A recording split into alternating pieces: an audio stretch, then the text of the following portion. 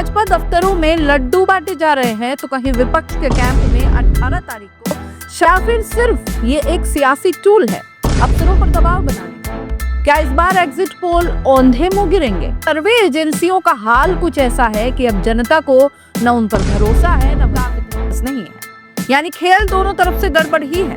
लेकिन फिर भी स्थिति में धांधली हुई तो जनता सड़कों पर उतर जाएगी। उनका आत्मविश्वास ही भाजपा के अंदर संस्थान ये काम किया करते थे।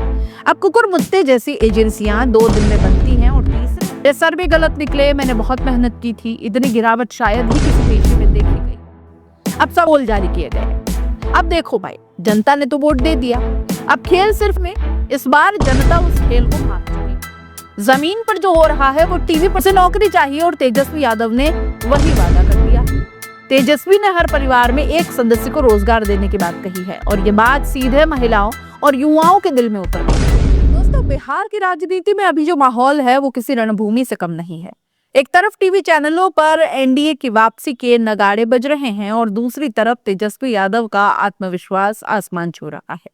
कहीं भाजपा दफ्तरों में लड्डू बांटे जा रहे हैं तो कहीं विपक्ष के कैंप में 18 तारीख को शपथ की तैयारियां शुरू हो गई हैं। लेकिन सवाल यह है कि क्या ये एग्जिट पोल वाकई जनता के नब्ज दिखा भी रहे हैं या फिर सिर्फ ये एक सियासी टूल है अफसरों पर दबाव बनाने का? क्या इस बार एग्जिट पोल औंधे मुंह गिरेंगे? 7 सर्वे कह रहे हैं एनडीए की सरकार बनेगी, 5 सर्वे कह रहे हैं महागठबंधन की जीत तय है। लेकिन इन सर्वे एजेंसियों का हाल कुछ ऐसा है कि अब जनता को न उन पर भरोसा है न भरोसे का कोई आधार। जानकार कह रहे हैं कि भाजपा के पक्ष में जो एग्जिट पोल दिखा रहे हैं वो झोला छाप एजेंसियां हैं और जो महागठबंधन को जिता रहे हैं उनका भी कोई बहुत साफ इतिहास नहीं है, यानी खेल दोनों तरफ से गड़बड़ ही है। लेकिन फिर भी भाजपा के दफ्तरों में जश्न का माहौल है। तेजस्वी यादव दूसरी तरफ बेफिक्र हैं। 14 को रिजल्ट आएगा, 18 को शपथ लूंगा। अगर गिनती में धांधली हुई तो जनता सड़कों पर उतर जाएगी। उनका आत्मविश्वास ही भाजपा के अंदर बेचैनी का सबब बन गया है। एग्जिट पोल पहले खास हुआ करते थे, अब व्यवसाय बन गए हैं। कभी बीबीसी, कभी सीएसडीएस या एनडीटीवी जैसे संस्थान ये काम किया करते थे। अब कुकुर मुत्ते जैसी एजेंसियां 2 दिन में बनती हैं और तीसरे दिन सत्ताधारी पार्टी की जीत दिखा देती हैं। याद करिए 2020 के बिहार चुनावों में भी एग्जिट पोल गलत निकले। हरियाणा में महागठबंधन की सरकार बनवा दी, महाराष्ट्र में उल्टा परिणाम आया। अब तो भरोसा पूरी तरह खत्म हो गया है। यहाँ तक कि एक बार आज तक चैनल पर एक एजेंसी मालिक रो तक पड़ा था, मेरे सर्वे गलत निकले, मैंने बहुत मेहनत की थी, इतनी गिरावट शायद ही किसी पेशे में देखी गई हो। अब सवाल ये उठता है कि अगर ये सर्वे झूठे हैं तो इन्हें जारी क्यों किया जाता है? तेजस्वी यादव ने प्रेस कॉन्फ्रेंस में साफ कहा कि अधिकारियों पर दबाव बनाने के लिए ये फर्जी पोल जारी किए गए हैं। अब देखो भाई, जनता ने तो वोट दे दिया, अब खेल सिर्फ अधिकारियों का रह जाता है। इसलिए एग्जिट पोल लाकर बताया जाता है कि देखो बीजेपी की सरकार बन रही है, ताकि कोई अधिकारी अगेंस्ट न जाए, उसे डर रहे कि कल यही सरकार बन जाएगी। अब एक मानसिक गेम प्लान इसे आप कह सकते हैं। पहले माहौल बनाओ, फिर असर डालो, और बिहार में इस बार जनता उस खेल को भांप चुकी है। जमीन पर जो हो रहा है वो टीवी पर नहीं दिखाया जा रहा। बिहार का असली मुद्दा है रोजगार। युवा अब मुंबई या सूरत में धक्के नहीं खाना चाहता, उसे नौकरी चाहिए और तेजस्वी यादव ने वही वादा कर दिया है। तेजस्वी ने हर परिवार में एक सदस्य को रोजगार देने की बात कही है और ये बात सीधे महिलाओं और युवाओं के दिल में उतर गई है।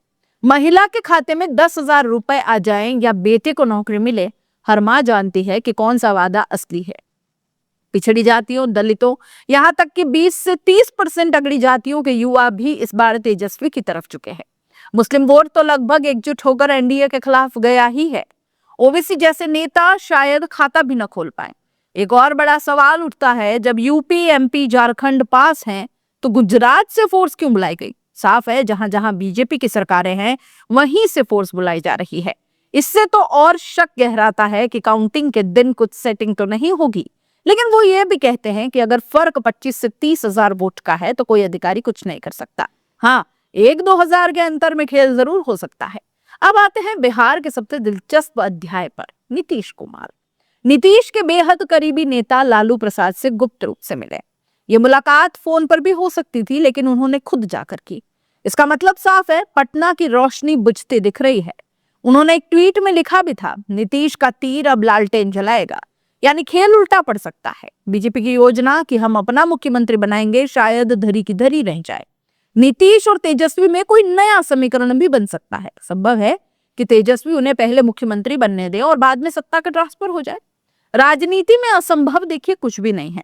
बिहार का चुनाव सिर्फ पटना तक सीमित नहीं है, इसके तार दिल्ली से जुड़े हैं। अगर पटना की बिजली गई तो दिल्ली का बल्ब भी बुझेगा। इसका मतलब साफ है कि बिहार की हार सिर्फ एनडीए की सीट नहीं घटाएगी बल्कि दिल्ली की सत्ता की चाबी भी छीन देगी। मीडिया का हाल तो और भी ज्यादा बुरा है। धर्मेंद्र को तो जिंदा रहते श्रद्धांजलि दे दी। योगी जी ट्वीट कर चुके थे, बाद में पता चला कि अभिनेता अस्पताल में है। यह मीडिया की विश्वसनीयता पर अंतिम चोट है। जिस देश में 2000 रुपए के नोट में चिप ढूंढने वाले पत्रकार हों, वही अब एग्जिट पोल करवा रहे हैं।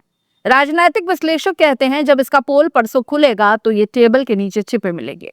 14 तारीख को रिजल्ट आने हैं। एग्जिट पोल औंधे मुंह गिरेंगे। बिहार की जनता ने फैसला कर दिया है, इस बार रोजगार की सरकार बनेगी और बेईमानी की राजनीति ध्वस्त होगी।